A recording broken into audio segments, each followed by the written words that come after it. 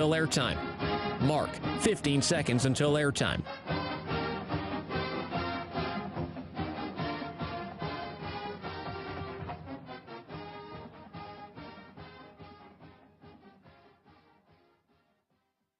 Oregon is going to the Final Four. The following is a Learfield presentation of the Oregon Sports Network. And Oregon is going to play in the national championship game.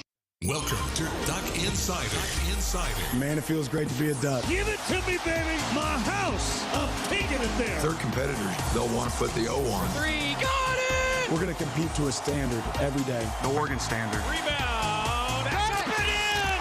1 point more to go. The opportunity to play, put Oregon on your chest, should mean a great deal to you. Unloads on one into left field, back toward the wall. Gone! This program is staged to compete and to win championships. Oregon wins!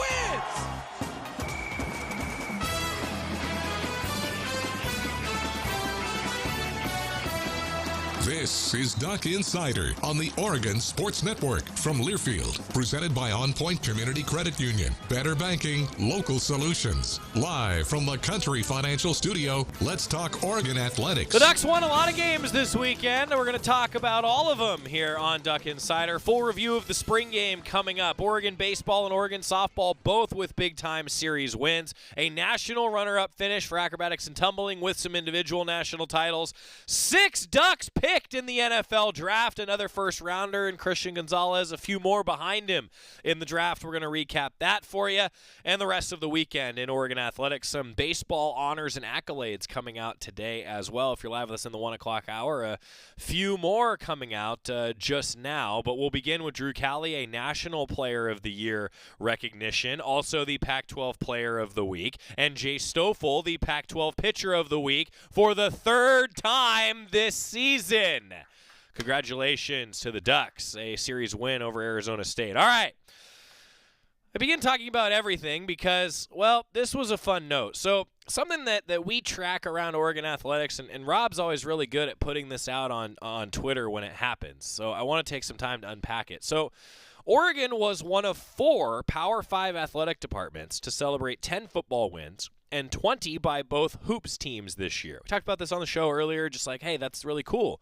Now, with 2 wins by Oregon baseball this week, Oregon is the only one of the 4 to make it a 10, 20, 30 year with 30 wins in both diamond sports as well. Success on the diamond, success on the hardwood, success on the field. Love to see that. Now, baseball just clinched its 30th win this weekend. The first Pac-12 team, by the way, to get to 30 overall wins on the baseball season. That's the 2nd straight year of achieving the 10, 20, 30 mark across all 3 seasons of sports. That's broad-based excellence. You know, when Rob Mullen says broad-based excellence, I understand that sometimes it's like, oh, that's the athletic director version of coach speak.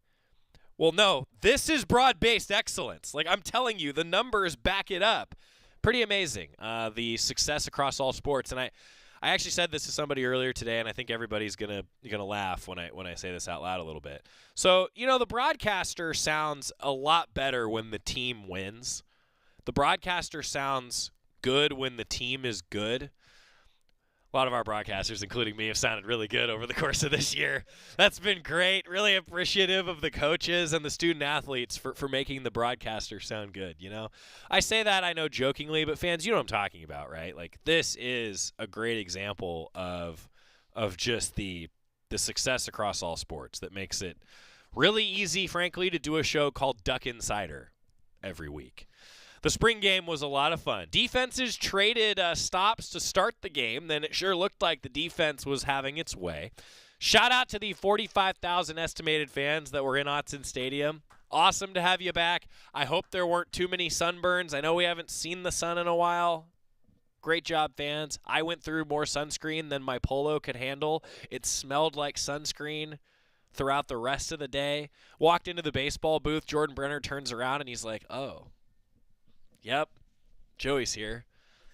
Sunscreen, No points in the first quarter, though.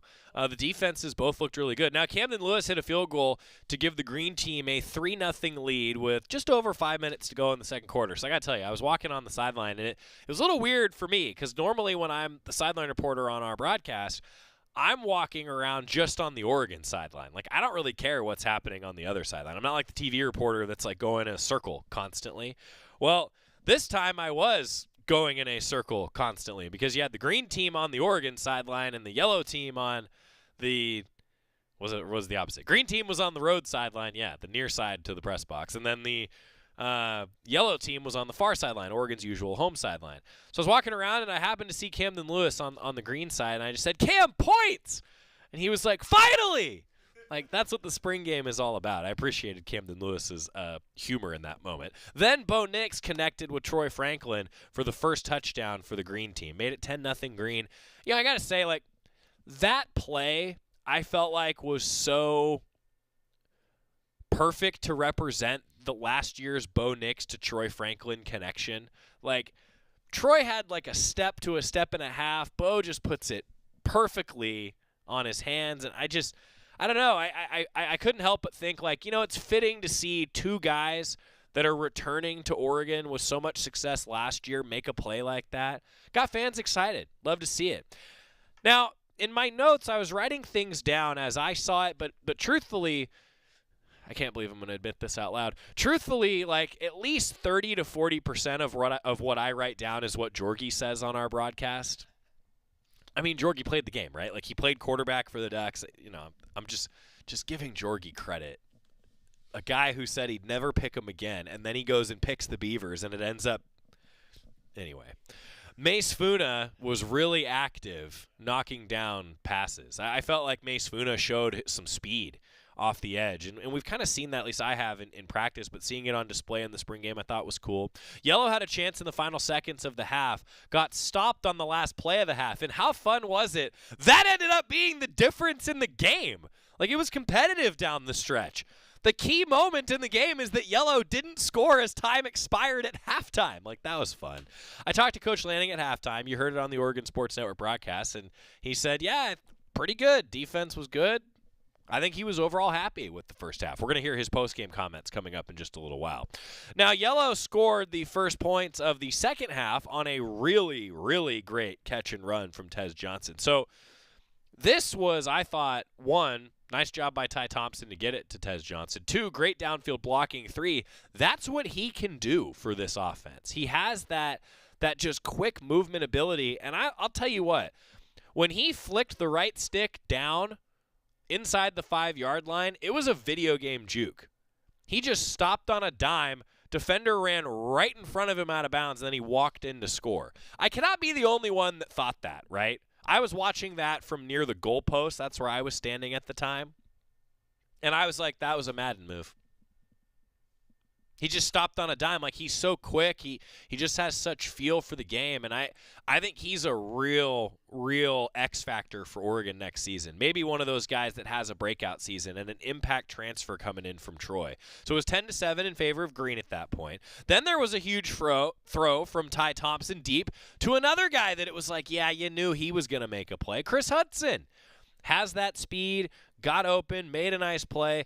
But I'll tell you what, and I think Chris Hudson would agree with this. You know who also made a really nice play on that deep throw? Brian Addison. Brian Addison caught up to Chris Hudson, caught him at the 3. And then Jordan James, also fitting, Jordan James, the short yardage guy from last year, runs it in. Finished the drive to make it 14-10 Yellow. That was fun. All right, it was back and forth. The Yellow team got it going. Ty Thompson looked comfortable. And then a really cool moment for, 1, Eugene, 2, the baseball team, and 3, the entire Betcher family. Mike Jorgensen said that Bryce Betcher was doing really good things on the football field. And then later on, Bryce Betcher played right field for Oregon baseball following his spring game performance. Had a few tackles, a couple pass breakups. Yes. What a cool story. I mean, there's just not very many athletes around the entire country, really in the history of Oregon football in particular, that have done that. It's one thing when you're on both rosters, but Betcher's playing in both games. That was pretty cool.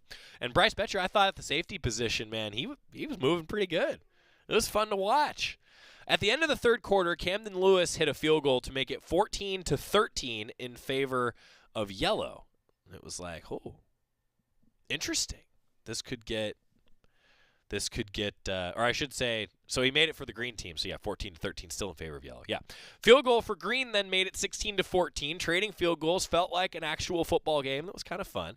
And then yellow had a 2-minute drill chance to take the lead, got stopped. Green took over on downs, and Bo Nix ran it in on a QB keeper, and so I was like, it's over. 23-14, it's over. Well, then yellow scored on the final play of the game on a nice pass to Chris Hudson. Ends up being 23-20 at the end of the first half.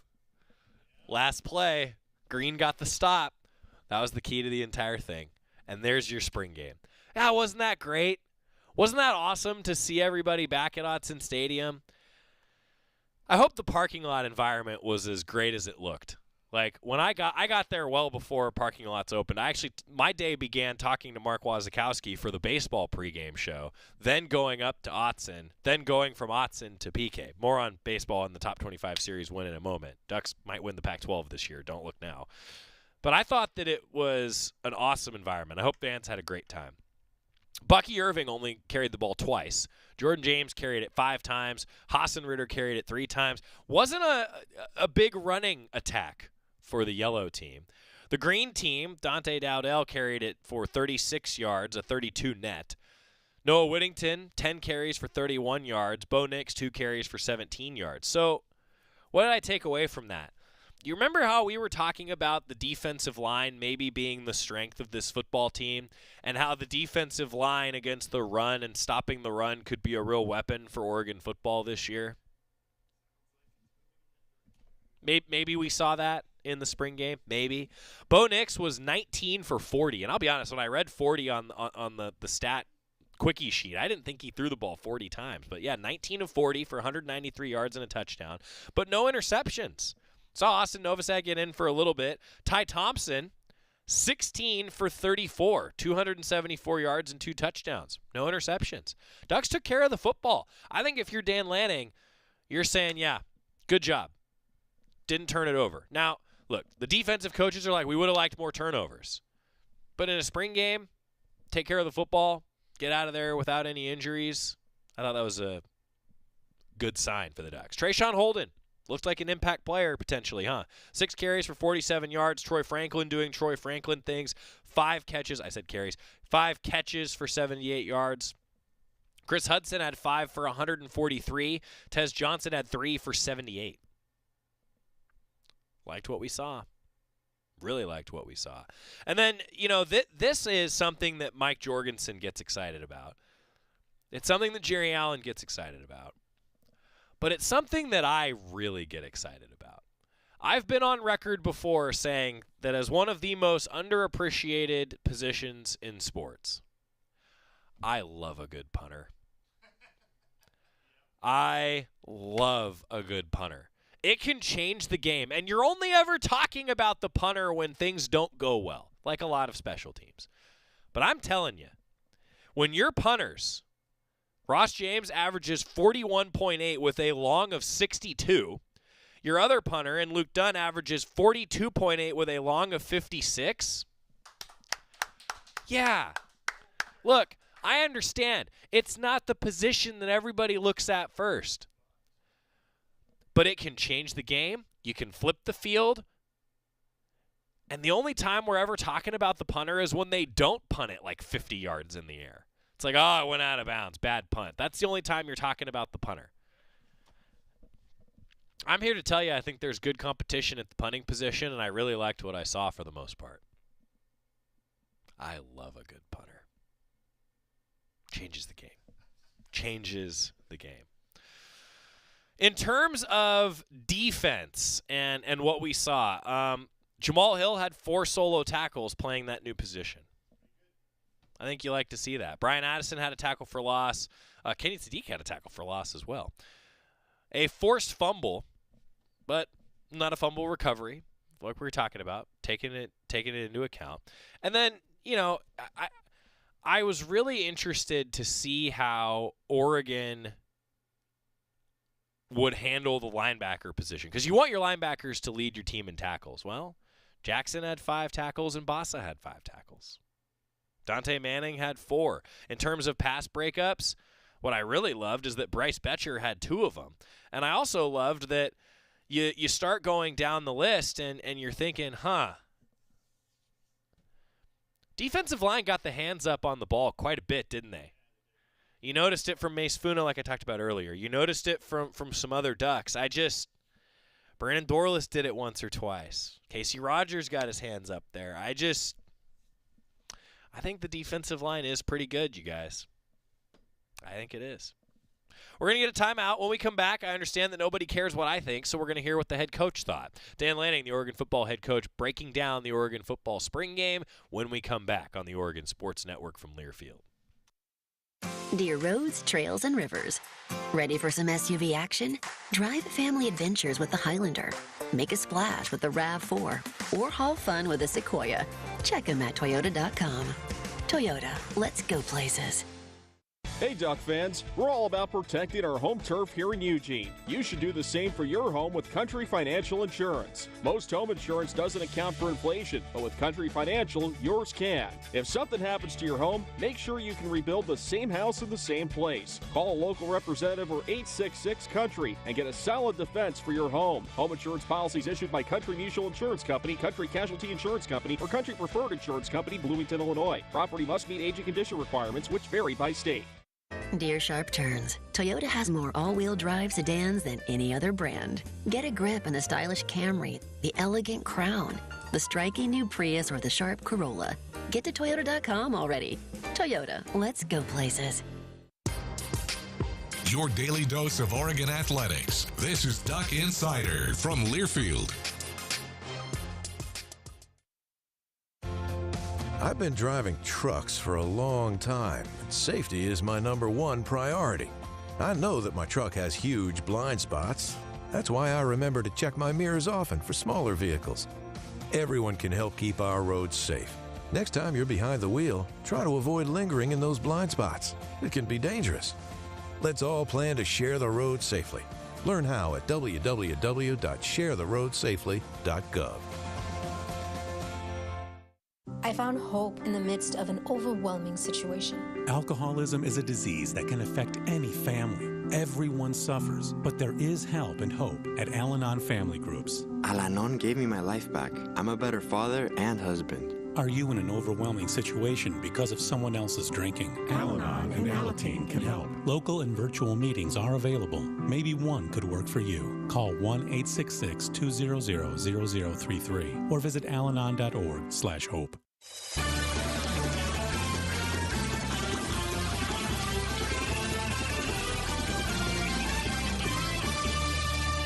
Back on Duck Insider, presented by OnPoint Community Credit Union. Joey Mack in the Country Financial Studio. So, all right, first broadcaster mistake of the football season. On the stat sheet, it lists 18, Kenyon Sadiq. Well, it should have been Mace Funa. I said Kenyon Sadiq. The guys were like, hey, that's wrong. And I was like, yeah, it is. The stat sheet. So what happens when we do the spring game is, right, usually you have one on offense and one on defense. Well, the inputting into the stat system gets a little complicated. So when I was talking about Kenyon Sadiq and having the tackle for loss and some of the breakups, that was Mace Funa, 18, right? I can admit when I'm wrong. Stats are hard, dude. Like, I got to tell you, if we ever wanted to do, like, I don't know how we would pull this off, but if we ever wanted to do, like, an insider video on the folks that input stats during live play-by-play, like volleyball, for example, that crew goes so fast. And, I mean, it's literally like as quick as number, word, number, word, number, word, number, word, number, word, number, word. And that's how fast they're inputting these stats in for us to follow along and have the official stats after a game. It is – yeah, we need to do something about that. Scott needs to put a GoPro on them and see how it works. It's – truthfully, like I've watched – a number of different people do it at different schools and particularly at Oregon in different sports. It's like amazing how fast they can input this stuff. Anyway, Dan Lanning, the Oregon football head coach, always brought to you by the Willamette Valley Cancer Institute and Research Center. Fight like a duck with exceptional cancer care close to home. Dan Lanning, Duck football head coach. The Ducks won at Autzen Stadium. All right, I appreciate everybody's patience. Sorry, we got a lot of people on campus today, which is a good thing. I thought it was a great turnout. Our crowd was amazing as always. Really enjoyed the fact that we got to, really appreciate the military today and what they do for our country. But overall, happy with the performance. There's certainly some things we want to clean up and fix, but I thought you get a good indication of a little bit of the product we'll have this season and where we can get better moving forward. Was the plan always to have Bo play into the fourth quarter? Did he kind of change that plan? What was the plan there? Yes, that's the plan. We're going to play football today, try to get better at football. You've been around Marcus and Javon before, but when you actually get to spend time on the field and see them like interact with the guys and stuff, like what do you pick up and learn from them, or just like how's that kind of evolve over a year and a half here now? Yeah, I asked them some questions about their experience here as players and reflecting back on it. We got to meet a little bit. Those are two outstanding men, right? Not just outstanding football players, but outstanding men, and they're a great, great piece of our program. They've built something special here, so we're valued and grateful that they came back. Did Cole Martin, over the course of spring, give you confidence in terms of if you have to lean on him in the fall? Because we see what he does today, fans are going to get very excited about that. Did he give you the kind of confidence after 15 practices that you could trot him out there at the start of September? Yeah, Cole's a good player. I think he's exactly what we thought he was going to be. He had great spring practice. He's super competitive. I think what makes Cole special is he's the guy that's going to be up here at 6 a.m., getting an ice bath, doing the extra. He knows what's required. Obviously, he's a coach's kid, so he does a little bit extra from that standpoint, too. But I think he had some highlights today. I'm sure he'll say he had some stuff he wants to improve, too. How do you feel like Ty handled about 4 stars you could handle for the first quarter, but then he finished with like 300-something yards and looked really good in that second half? How do you think he just handled that first quarter and progressed? That's football a little bit, right? We had some batted balls early, some adversity early, didn't complete some slow starts, and then be able to get some shots there at the end. I think that was big. Dan, there's some key breakups from guys like Ty Sheem, Evan Williams, and end zone and stuff, Dante Manning. How happy were you with the physicality from your secondary today? Yeah, I think we're a more physical team. I think it starts really up front, but it certainly carries over to the back end. We have some guys that can make plays on balls, which is a positive. What's been different about year 2 Bo as opposed to last year when he was new in the program? Just the ability to be vocal and know that he doesn't have to wait for somebody to say, hey, go ahead, say it, right? He's willing to do that and has done a good job of that. A lot of fans probably leave with great impressions of Tez Johnson. Is this the kind of stuff that he's been showing you all spring that you knew that he could just bring this kind of impact to the offense? Yeah, Tez has speed. I think that's shown up. He's got burst. I think that's shown up consistently throughout spring, and that's why he's here. What do you think is it operationally, just getting plays in and that kind of part of it? No issues getting plays in, but we got to operate faster, right? We got to have a little bit better sense of urgency, a little more tempo. I don't think that really showed up today like we wanted, but we'll get that right. Bryce Betcher was in the mix a lot today. What did you make of his performance, and is he heading over to PK Park right now? Talk about impressive people. Like I said, I hope we have a camera following you today, Bryce, because he's headed to the park right now. I was pushing everybody in the locker room. He's like, Coach, is it okay if I said, go play the game. You're good. So you guys got to keep me updated on how he's doing, but he's had a great baseball season. Certainly a valuable Duck. I feel like Tez and Chris play together today and just the spring. It feels like they could play together on the field at the same time. Yeah, most of our offensive players play together. So, I mean, I know what you mean, I guess. Yeah. Not in the slot. Yeah, they can. Our wideouts need to be able to learn all the spots, right? And we always talk about position versatility. You don't have to be one or the other, and the more we can do, the better we are as a team. Do you see Trayshawn as more of a YA receiver than on the outside, or is it just like you're just talking about? Again, we want guys that can be able to do multiple things, and we're going to have different sets, different groupings that make us the best. So we'll put them where we need to put them. But when you split teams up in a unique way, you put guys in some different spots that they probably don't practice all the time, but it's good for us to get that look.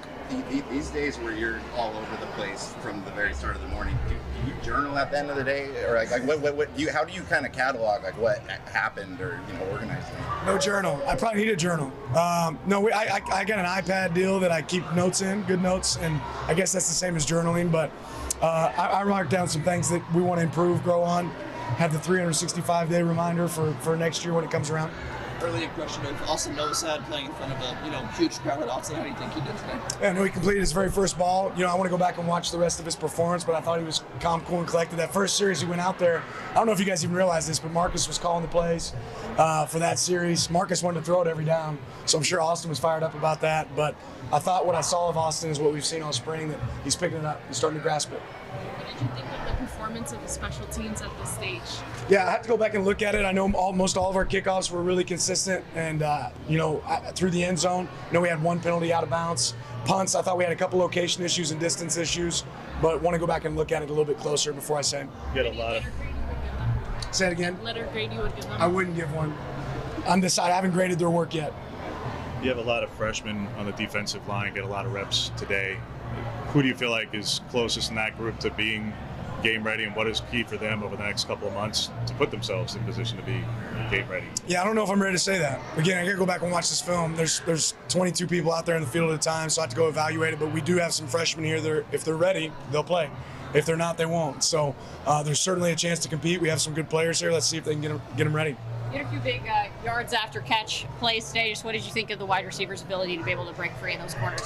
Well, I think that's required to win football games, right? You have to have that. Explosive plays and turnovers are the biggest indicators. So you get explosive plays when you can break tackles. It's not always a 60-yard pass, right? Sometimes it's a 5-yard pass that turns into a 60-yard completion. What are your biggest questions at the end of spring? I know you got Monday, but what are the questions that you feel like are still facing this group that you want to answer? Well, do we really truly have the depth to play as many players as we'd like to play? Go back and continue to evaluate that. How do things sort out really on the offensive line for us? I think we have to take a hard look at that and figure out where we're the best there. And there's just a lot of pieces, right? A lot of pieces of the puzzle. What do you think of the environment today? Maybe the only place in the conference that consistently has like a true game day experience for a spring game. You mentioned you got a lot of guys here on campus to see it. Yeah, this is what makes Oregon, right? Our experience here on the West Coast is unlike any other, and it's an event for the entire day, right? So certainly helps us when it comes to having great players on campus, but I think they got to get a sense of what the game day environment's like at Autzen. When you guys go about shaping like your fall camp schedule, and then how you kind of want that to look like, is it just something that's set every year, or is it kind of customized depending on the team that you have? Really both. Right, so we have a plan, and then we modify the plan based on our player loads, what kind of players we have, where we think we're at as a team. You've got a couple of scholarships to work with in the portal up until tomorrow. Is there certain positions you've got on top of the priority that you guys are looking at to potentially add? Yeah. Do you care to share with No. them? Okay. How was the draft? It was good. It's fun. And I think a couple of our guys got drafted again today, so really excited for those guys. I'm sure that we'll have a few more that pop, but you get to see guys living out their dreams. So I know Noah and Sala got picked up here while just right around the spring game. I don't know if there's anybody else that's gone. Jordan and Forsythe just got picked. Oh, great. Those guys are all deserving players, and they just need a shot somewhere. So excited to see them get their chance. What does the next week look like for you? Is there a chance for you to kind of take a second and breathe and maybe relax a little bit, or are you still going full go recruiting and Well, here's what I'll say. There's certainly things on my schedule. I've got a schedule, but this is really tough on the next few weeks is our assistant coaches. They're going to go out here on the road and be away from their wives, their kids, because they're going to be on the road recruiting, and then we'll come back on the weekends and be hosting recruits. So we're really grinding all the way till you get to July. Once we get to July, we'll kind of have deep breath. Stan Lanning, Oregon football head coach, following the spring game. Really good day, a celebration of Oregon football, big recruiting weekend. And shout out to Coach Lanning. He was at the baseball game on Sunday. Guy's everywhere. I know he was just talking about how he has a schedule and his staff goes out and does all this recruiting, and there's a lot that goes on now over the next few months. Now, of course, on Duck Insider, it's May now. We're going to be talking about the diamond sports, postseason for the golf teams, for lacrosse and tennis, and before you know it, we're going to be talking about the track and field national championships at Hayward Field. There's so much that goes on, and even when they're not the forefront of the game conversations, it's there's a lot happening in the Hatfield-Dowling complex. Quick timeout. You heard him talking about the draft. We're going to go through the Ducks that were in the draft, but also Bo Nix, his reaction following the spring game. Coming up, Duck quarterback on the Oregon Sports Network from Learfield. At Shadow Hills Country Club, we're more than just an award-winning golf course and practice facility. Our events team offers all-inclusive event pricing that allows us to take care of all the details while you enjoy your event. Our indoor and outdoor venues offer you a wide variety of fully staffed options that put the focus on you. From weddings to business and social events, at Shadow Hills Country Club Events Center, you get the benefits of a resort atmosphere and amenities in a peaceful country setting, just minutes from downtown Eugene. Call for a tour today or visit shadowhillsevents.com. From the weight room to the classroom, on the field and off it, OnPoint proudly supports University of Oregon athletics because student athletes do so much more than bring us pride on game day. They bring our entire community together in Eugene and all across Oregon. So whether you're watching the game in the stadium, at home, or at your favorite local business, their success makes all of us stronger. OnPoint Community Credit Union, onpointcu.com. Federally insured by NCUA, Equal Housing Opportunity. You're listening to Duck Insider. Duck Insider on the Oregon Sports Network from Learfield.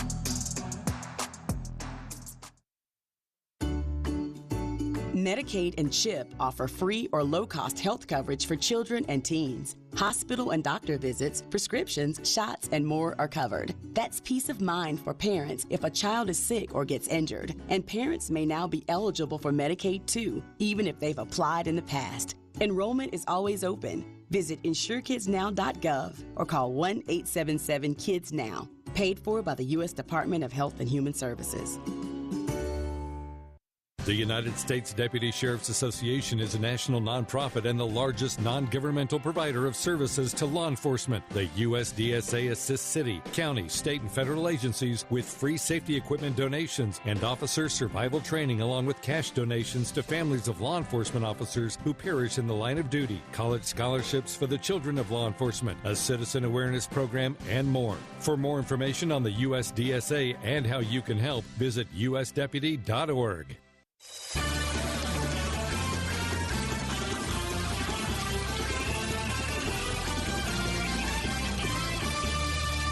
Welcome back to Duck Insider, presented by OnPoint Community Credit Union. Joey Mack at the Country Financial Studio. Multiple Pac-12 Player of the Week honors for Duck Baseball following the top 25 series win over Arizona State. Going to review that coming up. But Bo Nix, the Oregon football quarterback, got to let you listen to what Bo thought of the spring game.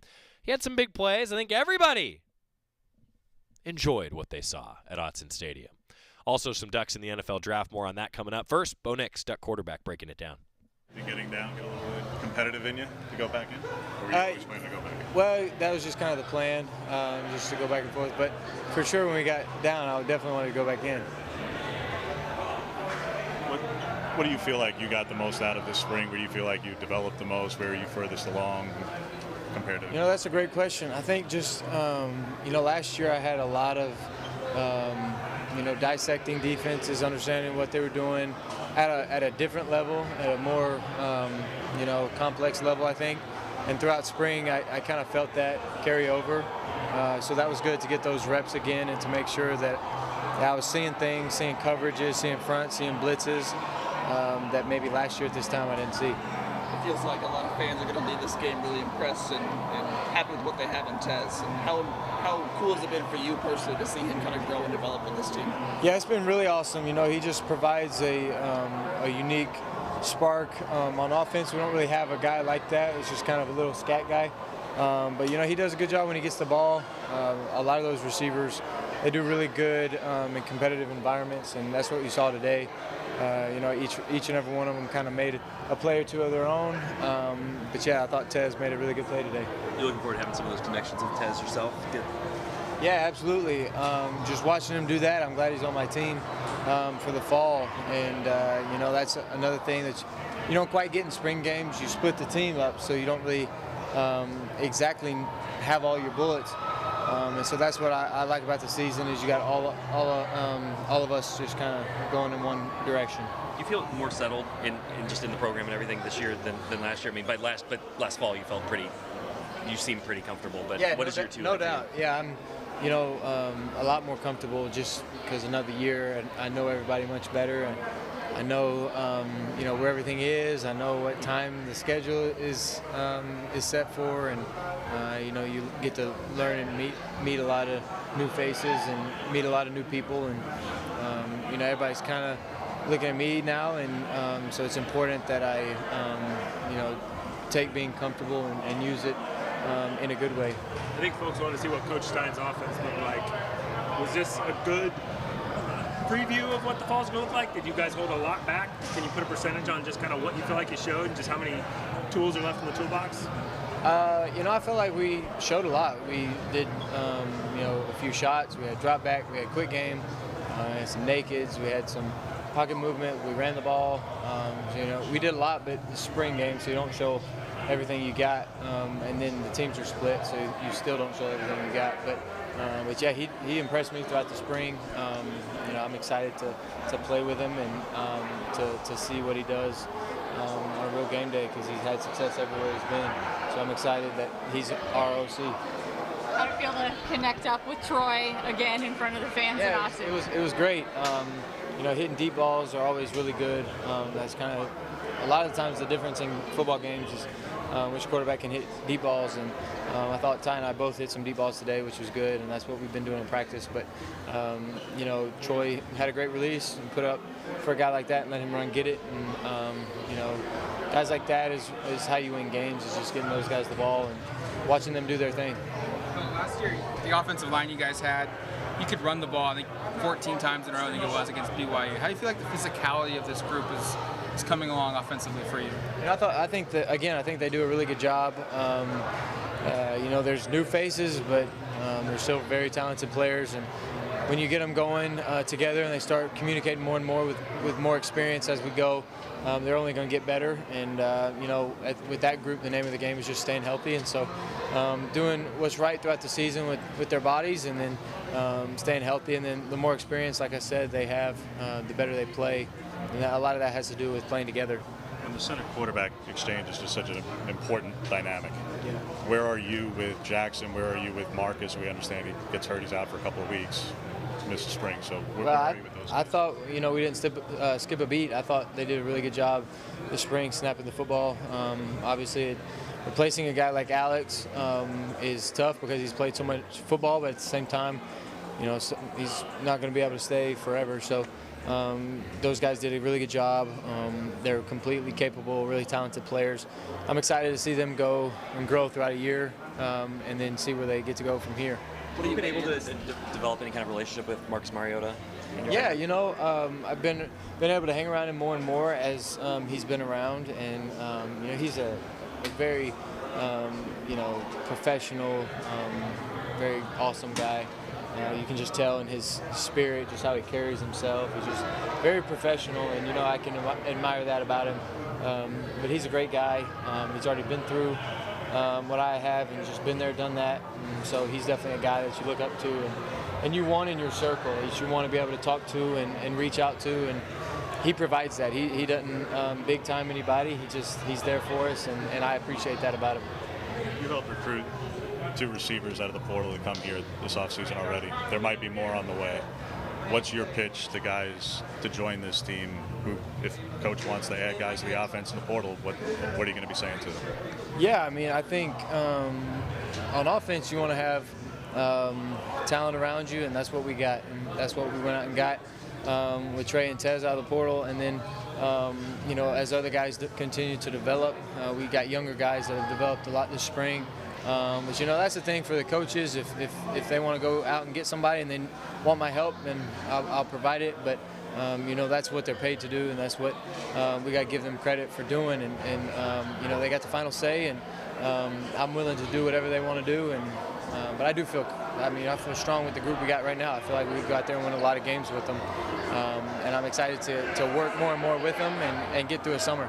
What do you make of Ty's performance today? He was a little bit slow to start, but really got it going and got some nice stats that Yeah, well, again, it's tough when you split down the middle because you don't always get reps with the same guys. And so I thought he played really good. He completed the deep ball several times. He stood in the pocket. He made some really good throws. And Ty's just a very consistent guy. He's not going to get too high or too low. He's going to go to the next play. He's going to make the next play. And he does a really good job in our offense of executing, and I thought he showed that today. Made some incredible throws, made some deep throws, touch throws, some firm throws. I think he showed it all today, and so being able to share a room with a guy like that is awesome. You guys were on a certain trajectory last year before you got banged up, and it seemed like there were some personal accolades that were maybe going to open up for you as well before that Washington game. In what ways does that motivate you, or does it? Do you feel a little bit cheated about the way last season ended for you and your team, and how does that affect your attitude going into next year? Yeah, I just felt like last year we could have just finished at times better, and we know that's something going in this year that we need to do. We were in a great spot last year and then didn't finish, so this year our goal is to go be the best that we can be. And one of my personal goals is to win a championship. So, it's something that last year we weren't able to do, and yeah, that does bother me because I feel like we were in position to do that last year, or capable of doing it. So this year we got to, start over, go back when we get in fall camp, get in the season, just continue to work to finish those kind of games and make that next step. And when you say championship, you mean? I mean championship. The national championship. Championship. Championship. Any kind of championship, because championships lead to other championships.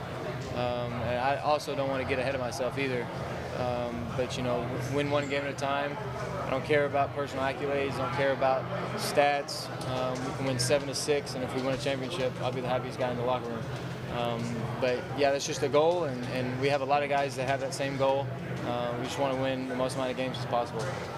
Along those same lines, how does this team compare with the team you went into the fall last year with? It's a lot different. A lot of new faces, new and different experienced guys.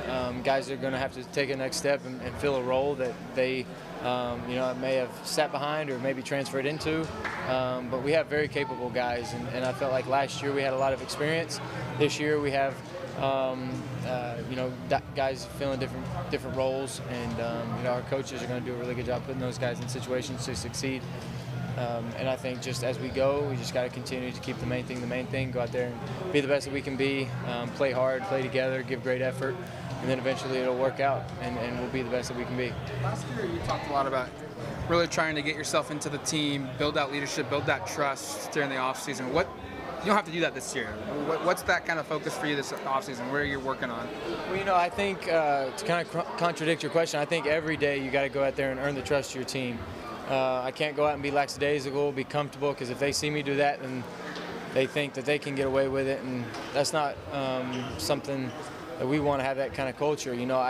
I have to go in there and work the hardest. I have to be the most consistent, show up, and then that's how you get guys to trust you. Because last year was great, but got new guys, got a new team, and the new team's got to see me along with everybody else, being consistent, being a person that they can trust. And so I think that's an important thing for me, is just to be the same guy I was last year, and don't have to do anything special, don't have to change, and just go out there and do my best for the team, and then everything will work out. What's the next 90 days look like for you in terms of, it's a little bit of a different summer, not getting married again. So are you going to Manning again this year? Yeah, or are you so where are you going? I'm excited to get into a new summer because, school dies down and things die down. You got, a few months to really get ready for fall camp. And fall camp's going to be important for us because, like I said, new team, new roles. So those practices are going to be really important. To get in shape, to be comfortable with each and every one of the guy next to you, and so that we can put together a team and go out there and play. And summer I like to get with the guys, not just only on the field, but a little bit extra film study. That's when you really mesh with the guys.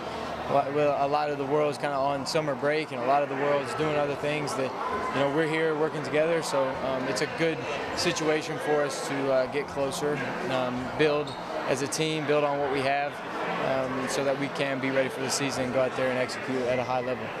That's Bo Nix reviewing the spring game and looking ahead to the offseason. An exciting summer for him, and I think you can tell everybody's excited now for fall camp. When we come back, the NFL Draft drafted Ducks, 6 of them, and a few free agent signings as well. More to come on the Oregon Sports Network from Learfield.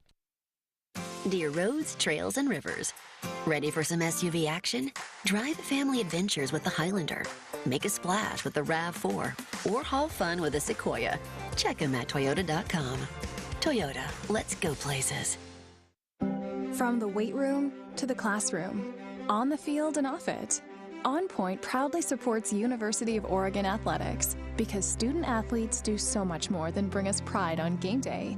They bring our entire community together in Eugene and all across Oregon. So whether you're watching the game in the stadium, at home, or at your favorite local business, their success makes all of us stronger. OnPoint Community Credit Union, onpointcu.com. Federally insured by NCUA, Equal Housing Opportunity. Dear Sharp Turns, Toyota has more all-wheel drive sedans than any other brand. Get a grip in the stylish Camry, the elegant Crown, the striking new Prius, or the sharp Corolla. Get to Toyota.com already. Toyota, let's go places. This is Duck Insider, presented by OnPoint Community Credit Union on the Oregon Sports Network from Learfield. You're never completely ready to adopt a teen. For late nights writing English papers. Or your teen's music taste. For dinners, where they talk more on their phone than with you. For the first time, they call you Mom. You're never completely ready to adopt a teen, and you can't imagine the reward.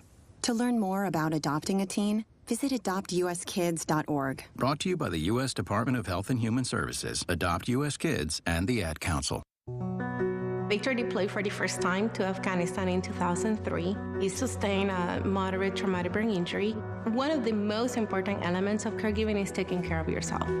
For many military veteran caregivers, their caregiving journey starts earlier in life and lasts longer. Visit aarp.org/caregiving for a free military veterans guide to navigate your caregiving journey and better care for your loved one and yourself. Brought to you by AARP and the Ad Council.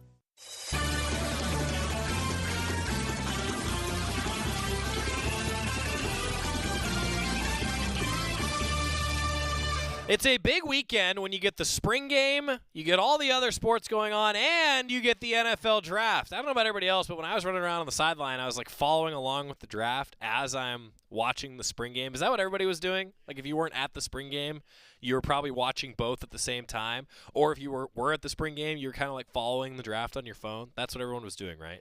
Okay, just making sure. 6 Ducks picked. We already told you about Christian Gonzalez. Great stuff to see Christian Gonzalez go in the first round. He's going to be with the Patriots. And, well, one thing that we know with the Patriots is that he's probably going to be coached pretty well, right? At least historically, that's the case. Christian Gonzalez was followed by Oregon edge rusher DJ Johnson, drafted in the 3rd round by the Carolina Panthers on Friday. Number 80 overall pick, the second Duck off the board. And Oregon has had multiple picks in the same NFL draft for the 54th time in program history. That really says something, doesn't it? Panthers traded up 13 spots in order to get DJ Johnson, who led Oregon with a career-high 6 sacks in 2022. Then Noah Sewell, a 3rd Oregon defensive player, went off the board. Chicago Bears, number 148 overall pick. Sewell joins his brother Panay and Neffy in the NFL ranks. That's pretty cool, isn't it? 3 Sewells in the NFL. Panay was the number 6 overall pick out of Oregon in the 2021 NFL draft. 2-time All-Pac-12 selection, the 2020 Pac-12 Defensive Freshman of the Year. Sewell closed his 3-year Oregon career with 215 tackles, 19.5 tackles for loss, and 7.5 sacks.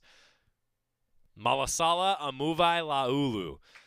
This was great to see Big Sala go in the 6th round, number 199 overall, the 4th Duck overall picked in the draft. He played in 36 games across 4 seasons with the Ducks, 29 starts, each of the final 22 at right tackle. The Hilo, Hawaii native started all 14 games at right tackle for the Ducks in 2022, played a team-high 902 offensive snaps, started 10 of 14 games in 21. He has been just the consistent presence, one of them on the offensive line, gets a chance with the Ravens. And then Jordan Riley went to the New York Giants with the number 243 overall pick.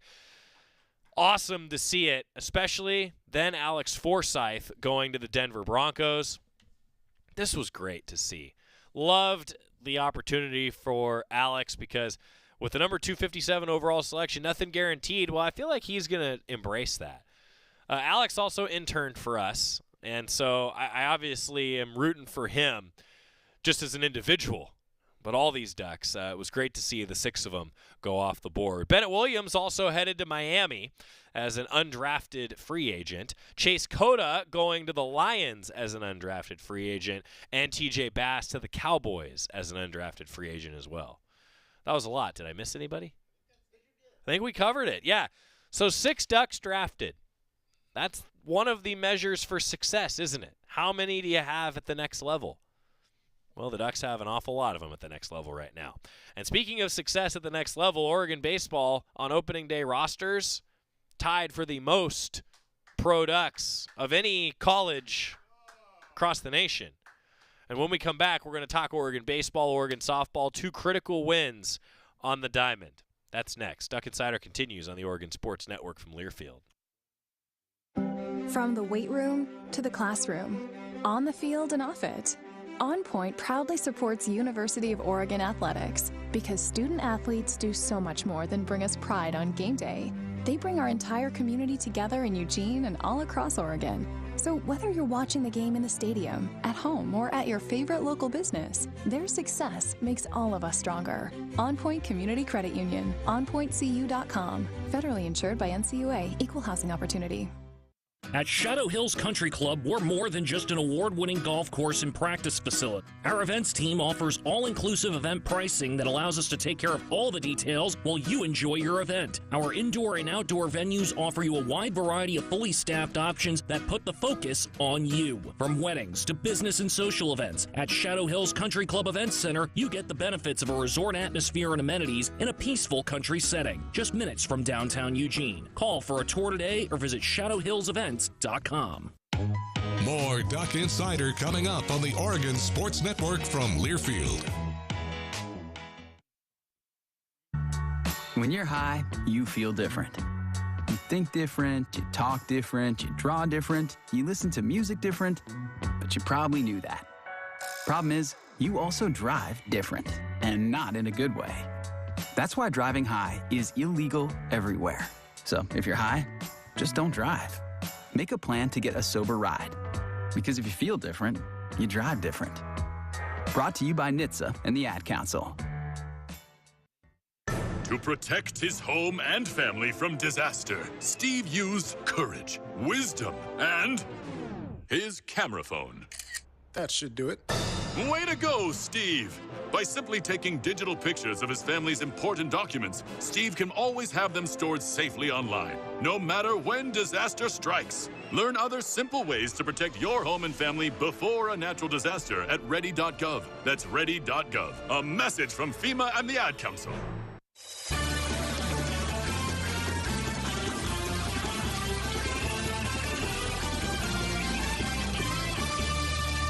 Welcome back to Duck Insider, presented by OnPoint Community Credit Union. Joey Mack in the Country Financial Studio. On Friday, Duck Baseball, as we begin your 2-minute drill from the weekend. Jace Stoffel was excellent again. He really is Jace the Ace. 6 2/3, 4 hits, 1 earned run, 2 walks, 7 strikeouts.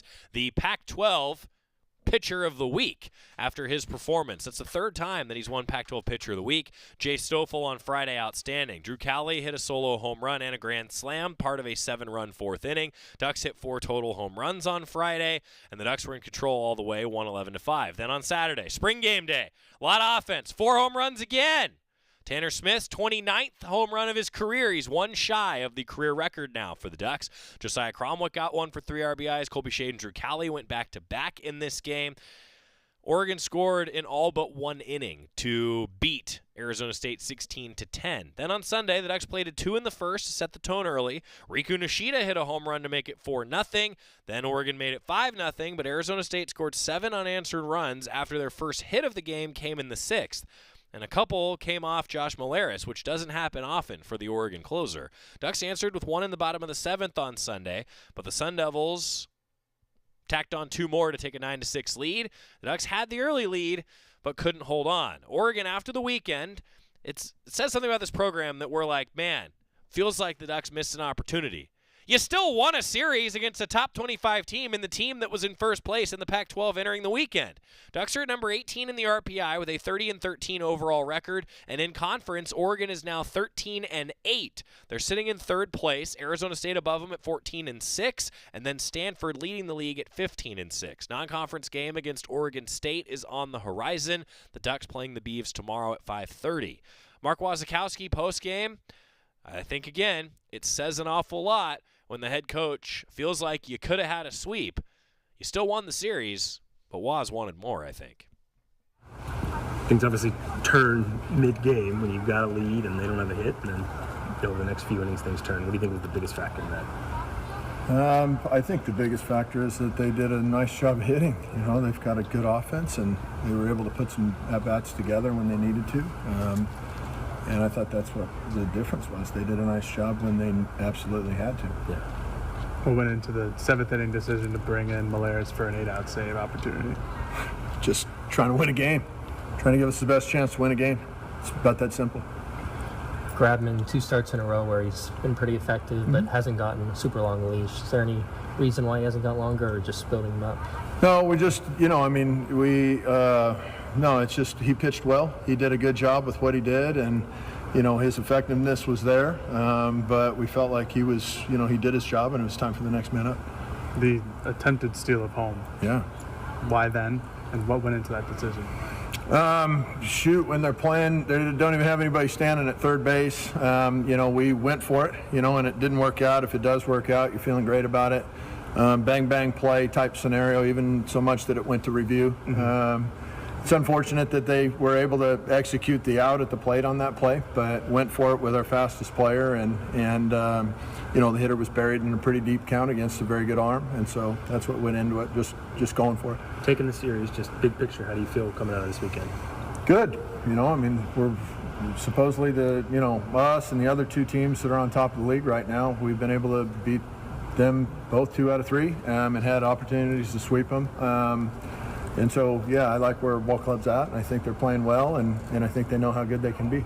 I think the fact that there's maybe still even more there for potential-wise, that's what we're talking about. But some of the key moments, you heard Waz breaking it down from the weekend, and feel like you could have gotten a sweep. Says something about where the program's at. Drew Cali and Jay Stoffel with those national honors. Well, national honor for Drew Cali. He's also the Pac-12 Player of the Week to a 4-in-1-week series win. Drew Cali is the Collegiate Baseball National Player of the Week. He was outstanding. Batted .421 with 4 home runs, 10 RBIs in the 5 games over last week. More on him and Jay Stoffel tomorrow with Jordan Brenner previewing a critical series with the Beavs, because I do want to tell you about 13 straight wins for Oregon softball. Yes! They were great on Friday, Saturday, and Sunday. Melissa Lombardi on the show tomorrow to review it completely. Ducks came back to win 8-5 on Sunday. Really impressive with the Utah series on the horizon. I'm looking forward to it. Acrobatics and tumbling, a tremendous showcase of grit and talent.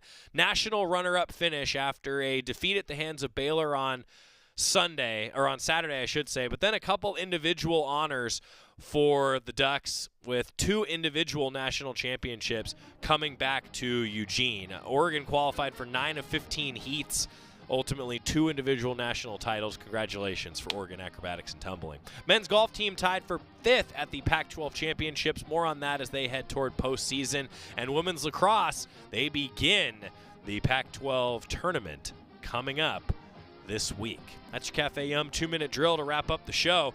Aaron Wasson from Oregon equipment staff on the show tomorrow. Full preview of baseball in Corvallis, too. See you then.